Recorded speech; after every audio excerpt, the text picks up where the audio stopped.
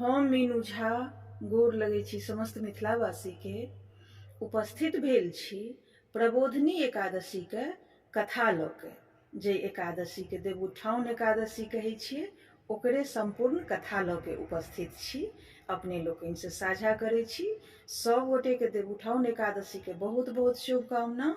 धन्यवाद। जय मिथिला, जय मैथिली। श्री कृष्ण जी बोले, हे युधिष्ठिर, कार्तिक मास के शुक्ल पक्ष की एकादशी का नाम प्रबोधिनी है। इसमें भगवान विष्णु जागते हैं, इस कारण इसका नाम देवोत्थाना भी कहा गया है।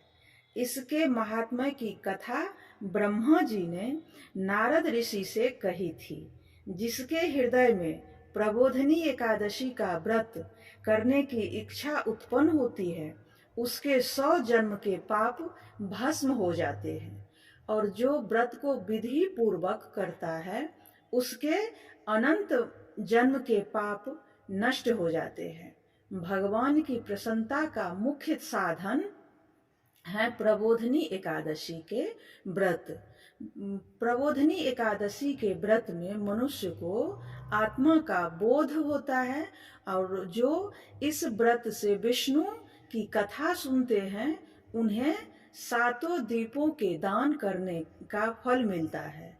जो कथावाचक की पूजा करते हैं वह उत्तम लोगों को प्राप्त करते हैं। कार्तिक मास में जो तुलसी द्वारा भगवान का पूजन करता है उसके 10,000 जन्म के पाप नष्ट हो जाते हैं। जो पुरुष कार्तिक में वृंदा का दर्शन करते हैं वह 1000 युग एक वैकुंठ में निवास करते हैं। जो तुलसी का पेड़ लगाते हैं उनके वंश में निसंतान नहीं होता है। जो तुलसी की जड़ में जल चढ़ाते हैं उनकी वंश सदैव फूली फली रहती है। जिस घर में तुलसी का पेड़ हो उसमें सर्प देवता निवास करते हैं। यमराज के दूत वहां स्वप्न में भी नहीं विचरते। जो पुरुष तुलसी वृक्ष के पास श्रद्धा से दीप जलाते हैं उनके हृदय में दिव्य चक्षु का प्रकाश होता है। जो शालिग्राम की चरणों दिक में तुलसी मिलाकर पीते हैं उनके निकट अकाल मृत्यु नहीं आती, सर्व व्याधियां नष्ट हो जाती हैं, पुनर्जन्म को वह नहीं प्राप्त होता। ऐसी पतित पावनी तुलसी का पूजन इस मंत्र से करना चाहिए। ओम श्री वृंदाय नमः ई तुलसी के मंत्र छी। ओम श्री वृंदाय नमः।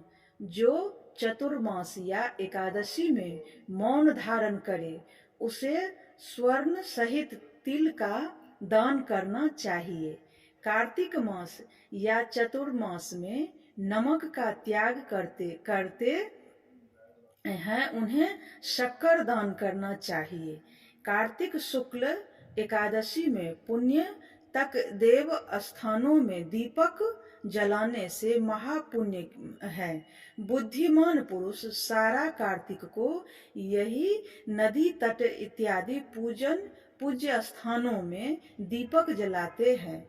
प्रबोधिनी एकादशी महात्म्य सुनने से अनेक गौदान करने का फल मिलता है। फलाहार इस दिन करना चाहिए। कचरे का सागर लिया जाता है। यह छल एकादशी देवउठाउन एकादशी के महात्म्य अपने लोकनि से साझा केलहुँ। धन्यवाद। जय मिथिला, जय मैथिली।